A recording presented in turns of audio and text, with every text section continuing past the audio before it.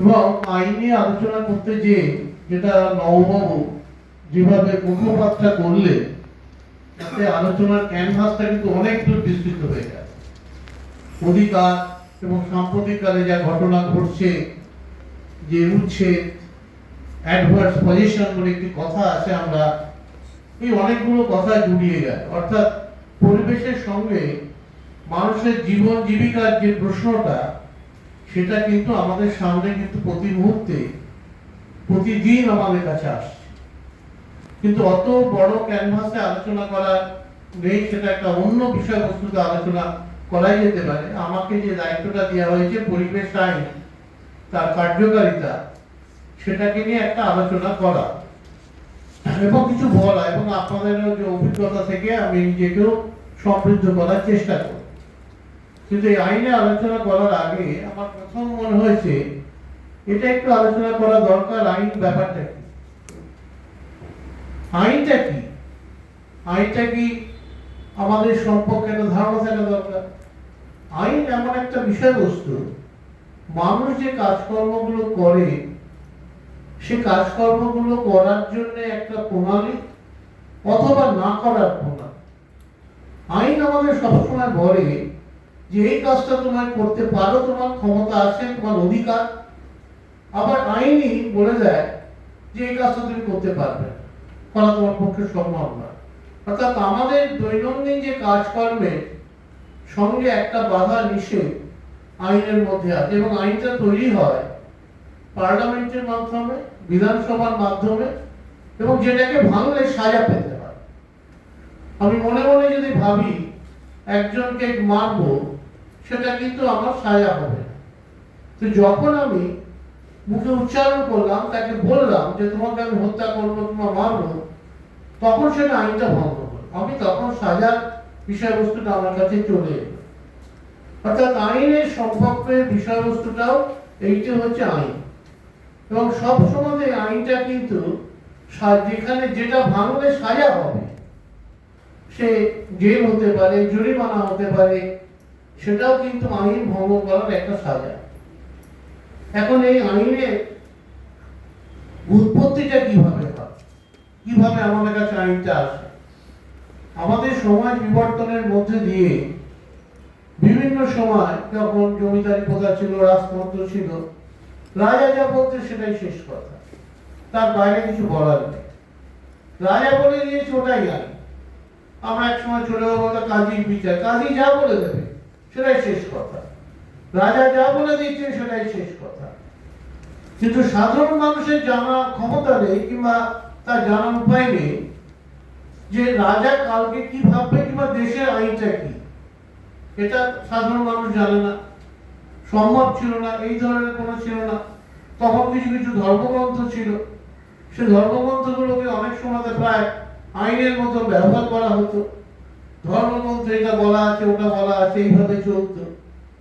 কিন্তু আইনটার প্রথম রাষ্ট্রীয়ভাবে কোডিফিকেশন, যেটাকে আমরা বলি নোটিফিকেশন, একটা জায়গা গ্রন্থিত করা, সে কাজটা কিন্তু কোনো আইন বিশেষজ্ঞ করে। বলেছিলেন একজন বিখ্যাত ব্যক্তি, সে খুব বড় যুদ্ধবীর হিসেবে পরিচিত, নেপোলিয়ন বোনাপার্ট। ফরাসি বিপ্লবের পরে সেখানে যখন বিভিন্ন ধরনের আইনের কথাবার্তা বলা হচ্ছে, সেই দেশে একটা বিরাট একটা পরিবর্তন ঘটে গেছে, বাস্তিলের পতন ঘটে গেছে। নেপোলিয়ন আসার পরে তিনি ঠিক করে কোনো রাজার ছেলে ছিলেন না, একেবারে তলা থেকে উঠে আসে একটা মানুষ, সে কিন্তু এই সমস্ত ফ্রান্সের অধিপতি বলে নিজে হাতে নিল, তাকে করে দিল না, বংশগত মর্যাদার ভিত্তিতে নয়, নিজের শক্তির জোরে সে নিজের ফরাসি দেশের মুকুট নিজের হাতে তুলে নিল। এবং তিনি বললেন এবার আমার এখানকার যত আইন একটা কোডিফিকেশন হবে, অর্থাৎ প্রত্যেকটা মানুষ জানবে যে আমার দেশের আইনটা কি, সেটা ভাঙলে কি হতে পারে। এই বিষয়বস্তুটা কিন্তু নেপোলিয়নের হাত ধরে গেল। তার পরবর্তীকালে বিভিন্ন সময় বিভিন্ন আইনের বই হচ্ছে, বিভিন্ন দেশের বিভিন্ন ধরনের যে ব্যবস্থা ছিল, সে রাষ্ট্রীয় ব্যবস্থার মধ্যে দিয়ে আইনটা আস্তে আস্তে প্রচলিত হতে আরম্ভ করে। কিংবা নথিবদ্ধ হতে আরম্ভ করলো আইনটার বিষয়বস্তুটা। এখন হচ্ছে যে আমাদের বিভিন্ন ধরনের আইন আছে, আইনটা খালি পরিবেশ নিয়ে আইন আছে তা নয়, বিভিন্ন ধরনের আইন, আইনের বিভিন্ন কম্পার্টমেন্ট আছে। একটা ধরুন পরিবেশ আইনের কম্পার্টমেন্ট, একটা শ্রম আইনের কম্পার্টমেন্ট, একটা হচ্ছে ফৌজদারি আইন, সিভিল আইন, কোম্পানি ল, বিভিন্ন কম্পার্টমেন্ট আছে। কিন্তু আমাদের আজকে আলোচনার বিষয়বস্তুটা মূলত সেটা হচ্ছে আমাদের যেভাবে হোক সেটা পরিবেশ আইনের কম্পার্টমেন্টটা নিয়ে আলোচনা। এখন পরিবেশ আইন কবে প্রথম কিভাবে এলো একটা প্রশ্ন থাকে, স্বাভাবিক প্রশ্ন আসে, এটা কি সাম্প্রতিক এর জন্ম হয়েছে না আগেও ছিল, এটা একটা থাকে স্বাভাবিক। সেটা যদি আমরা একটু ভাবনা চিন্তা করি, যখন পৃথিবী জুড়ে শিল্প বিপ্লব হচ্ছে, সমস্ত ইউরোপের বুকে নতুন নতুন শক্তি আসছে, সেই শক্তির ব্যবহারের মধ্যে দিয়ে মানুষ মাটির তলা থেকে সম্পদ সংগ্রহ করছে, নতুন নতুন সৃষ্টি কার্য করছে, কয়লার উদ্ভাবন ঘটছে, পাম্পের উৎপাদন এসে গেছে, এই লোহার ব্যবহার এসে গেছে, অনেক কিছু এসে গেছে। অর্থাৎ সমস্ত ইউরোপ জুড়ে যখন শিল্প বিপ্লব হচ্ছে, এই শিল্প বিপ্লবের সঙ্গে সঙ্গে তার হাত ধরেই প্রায় এলো একটা হচ্ছে দূষণের প্রাদুর্ভাব। সেই দূষণের প্রাদুর্ভাবটা এমন হলো, লন্ডনের বুকে কয়েকদিন ধরে সেখানে কুয়াশার সঙ্গে ধোঁয়া মিশে একটা স্মগ তৈরি হলো, ছাড়ছে না। শোনা যায়, বিজ্ঞানীরা ওরা বলবেন, আরো সুন্দর করে বলবেন, এই স্মগে কয়েক হাজার মানুষ মারা যাবে। ওদের নদী টেমস একেবারে দূষণে ভরে গেল। যে মাছ ঢুকতে পারত সমুদ্র থেকে, সে মাছ ঢোকা বন্ধ হয়ে গেল। অর্থাৎ সমস্ত জায়গায় কালো ধোঁয়াটা একেবারে গ্রাস করে ফেললো সমস্ত ইউরোপকে। এবং ইন্ডাস্ট্রি একটা সিম্বলিক হয়ে গেল, চিমনি দিয়ে ধোঁয়া ওঠা মানে শিল্প, চিমনি মানে ধোঁয়া উঠবে।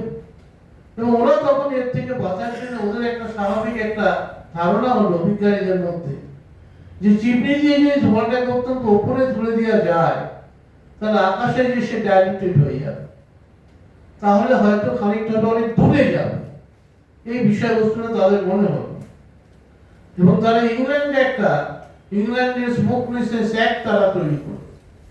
অর্থাৎ তাদের শিল্পায়নের ফলে যে দূষণটা হচ্ছে তার একটা নিয়ন্ত্রণ করার জন্য একটা আইন তারা তৈরি করল। এর মাঝখানে পৃথিবীর ইতিহাসে অনেক পরিবর্তন ঘটছে। ব্রিটিশরা আমাদের দেশে এসে গেছে, এবং এসে যে তারা ঠিক করে ফেললো ভিক্টোরিয়াতে একটা সৌধ তৈরি করা হবে, ভিক্টোরিয়া মেমোরিয়াল হল করা হবে, লর্ড কার্জন ঠিক করলেন। এবং ওনার কাছে এই অভিজ্ঞতাটা ছিল যে এইভাবে যদি কালো ধোঁয়া চারিদিকে ব্যক্ত হতে থাকে, সে ব্যক্তির ফলে যে কোনো ভাবেই হোক যদি মার্বেল কিছু করি তার ক্ষয়ক্ষতি হয়ে যায়।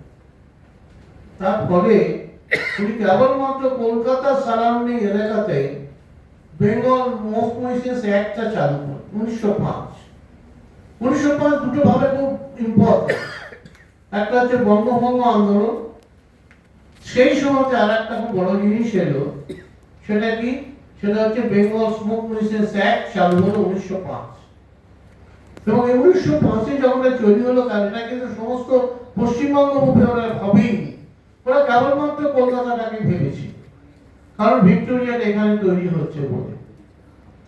এবং তখন কিন্তু ভারতবর্ষের আগ্রাও রয়েছে, আগ্রাকে নিয়ে ওরা ভাবে, ওরা ওদের স্থাপত্যটাকে নিয়ে ভেবেছে, সেইভাবে ওরা এটা করেছে। তাহলে তার ফলে সেটা ওখানে হলো একটা আইন, তার আইনে, এবং তার ফলে ওই এলাকাতে তারা কোনো ইন্ডাস্ট্রি করতে দেয়। আবার ঠিক একই জিনিস আমরা দেখলাম চন্দননগরে ফরাসিরা ছিল। ফরাসিরা কোনোভাবেই তারা ওই চন্দননগরের ভেতরে কোনো শিল্প প্রতিষ্ঠান করতে দিল না।